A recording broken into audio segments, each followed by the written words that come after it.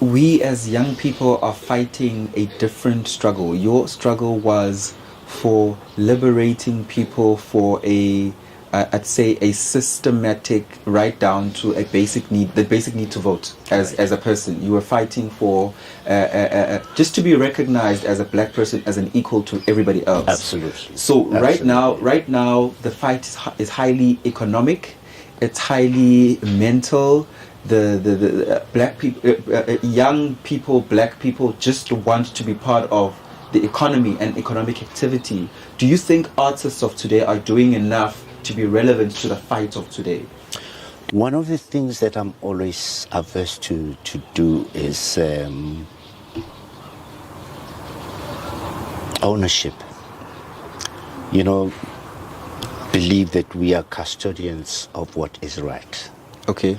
Now, I don't know whether when you speak about the youth, are you referring in particular the musicians who are in the arts, or just youth in general? Definitely, I'd say the musicians in the arts, because I want to draw a parallel between what you as musicians of that time who were in the Soweto uprising era did for us today to be able to have podcast platforms like this as a young black person, and what musicians who are the youth today are doing for the economic emancipation that is needed. Lungi, again, I don't want to feel that we should consider ourselves custodians of what is correct. However, what I'm going to say is that young people need to chart their own path, number one. Young people need to realize what are the issues that are affecting them as a people, as a generation. What challenges are they faced with? They must chart a path that says we're dealing with things that affect young people on a regular basis. And our role is to highlight, to inform society about those things. Artists must always, in my view, remain a voice of consciousness. And if we cannot be a voice of consciousness, then we're losing sight of our role, how we can advance issues that affect mankind. I think of people like Mom Yvonne. I think of people like yourself. To those that are legends that we're still blessed to have them being alive, and there is longevity there. When I say longevity, you even at your peak, you've remained relevant. Even at what is not considered a social media or traditional media peak, you've remained relevant and steady and self-sufficient. What causes an artist to be steady like that? What should they have in their way of doing things? I'm reading a book at the moment. It's called A Man's Search for Meaning. Mm-hmm. If you live without a purpose, if there's no meaning that is guiding you, somewhere along the lines you're going to lose sight of who you are and what you should be. We are the next generation of musicians that took a role, but there were people before us. Miriam Makeba was 19 when she went to United Nations. My goodness. To stand up for the people. And she spoke when it was even brutal. The system was brutal. Yes. If she had come back to the country, she would have been detained, probably even killed. Absolutely. But she understood why she's making the music that she was making. And she was called up to the United Nations to speak against apartheid. There was Hugh Masekela, the same story.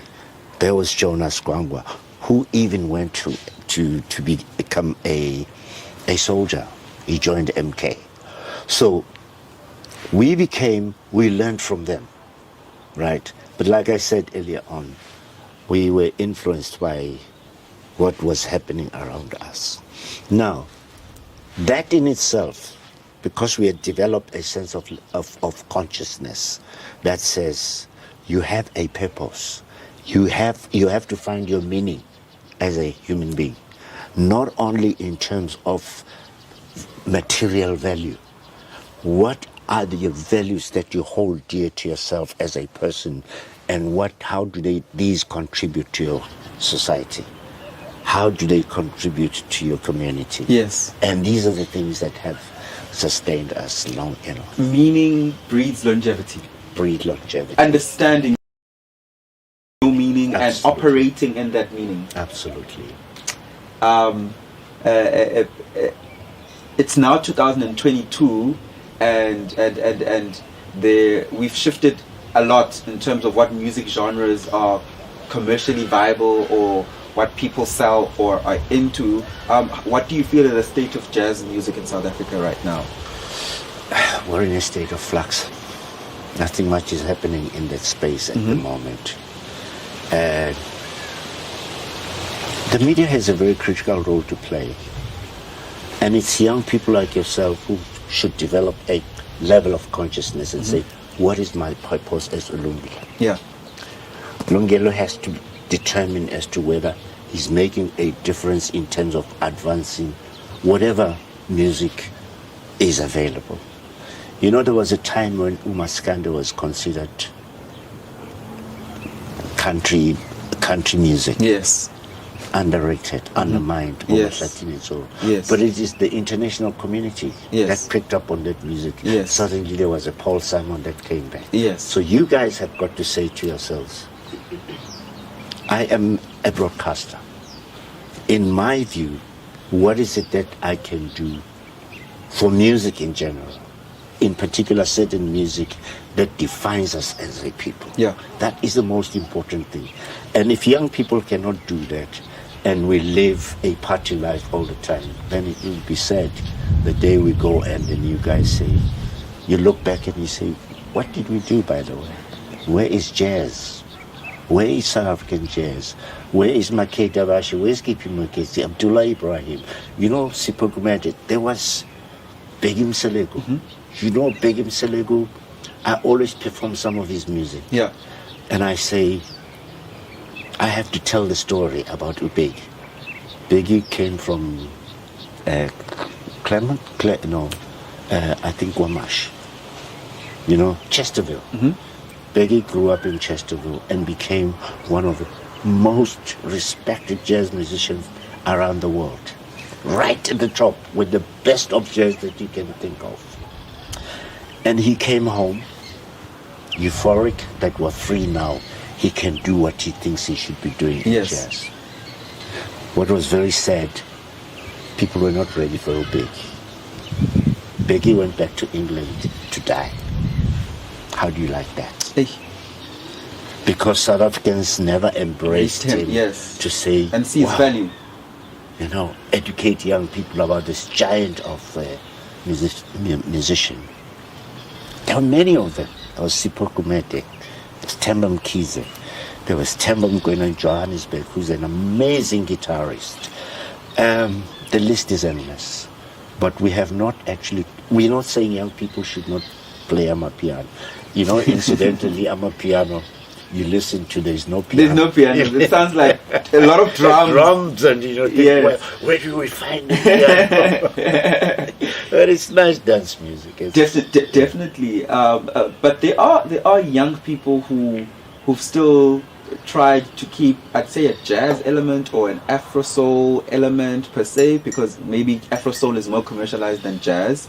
And who are those young people when you listen to the music, you're like, oh, this is keeping to the essence of what we love and what we've made and what I've made in my lifetime? Is there a young person whose music you listen to and you're like, that's amazing?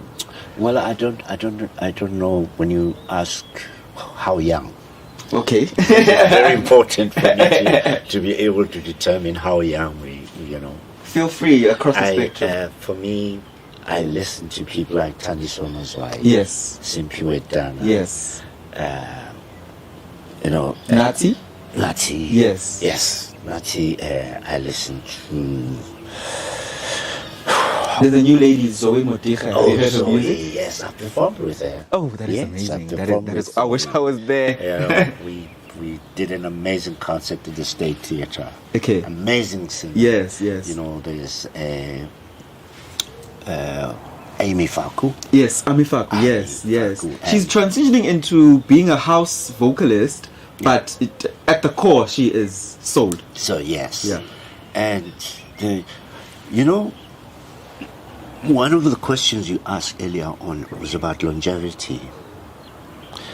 I've always tried to advise young people and say, make music because you are honest about what you do. Yes. Not about the Trending thing. material benefits, because you've made a hit now.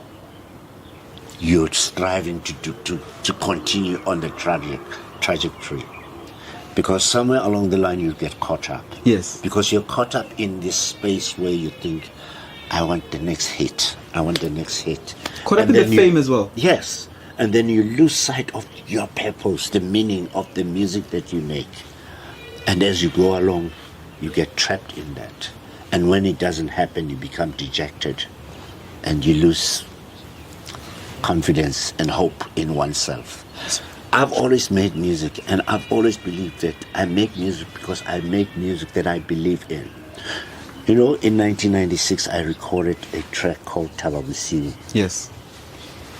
Nobody knew what Tababusi was. Mm-hmm. And suddenly today, it is a song that everybody plays. Everyone plays that song. 1996. Because I believe that I was advancing. I wasn't making it because I thought it was going to be a hit. It was my creativity, my creative senses that said, I want to make music like this. And yeah, that's longevity. Definitely.